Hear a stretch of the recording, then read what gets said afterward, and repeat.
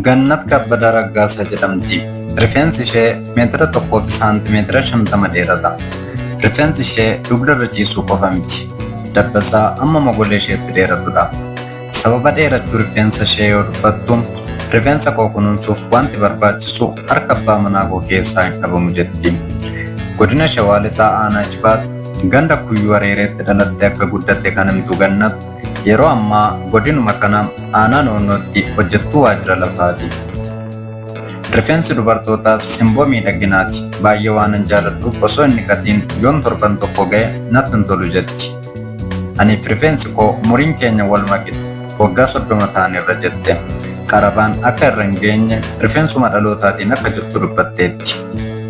Gosoota dibataa avokaadoo irraa hojjetaman akka fayyadamtuu fi kunuunsituu ibsuun rifeensa ishees gadi dhiistee akka hin deemne martee akka qabsiifattu himteetti. Gannat haadha ijoollee lama ta'uu kaasuun ijoollee koofis dibatuman fayyadamuun dibaaf jechuun kan isaanis dheerina akka qabu eerte.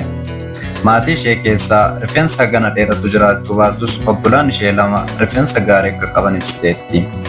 Rifeensi kennaa Waaqayyoo ganama namaaf kennu ta'ullee shamarran kunuunsuu akka qaban dhaamte. Rifeensa ishee gadhiistee ittiin nama dura deemte akka hin beekne kaasuun guyyaa tokko garuu magaalaa Finfinnee keessa gadhiisee osoo hin deemu namoonni natti yaa'anii yinaan dafee sassaabee qabsiisadhe jette.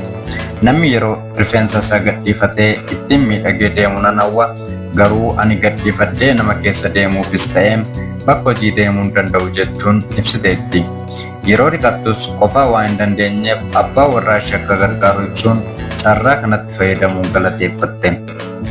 Shamarranis rifeensa namtolchee fayyadamuun maallaqa isaanii fixuu irra rifeensa isaanii kunuunsuun dibata rifeensi isaanii jaallatu dibachuu akka qaban himteetti. Kana qofa osoo hin taane akkaataatti dibatamuu qabutti dibachuu fi sa'aatiitti barbaachisutti dhiqachuun kunuunsuun rifeensa miidhagsuu fi guddisuu akka danda'u muuxannoo ishee irraa ibsiteetti. Aaddee Gannat kennaa Waaqayyo naaf kenne kana mul'isee utuu ittiin hojjettee hawwii kooti jechuun miidiyaa AMN Digital jedhamu waliin turtii taasifte irratti dubbatteetti.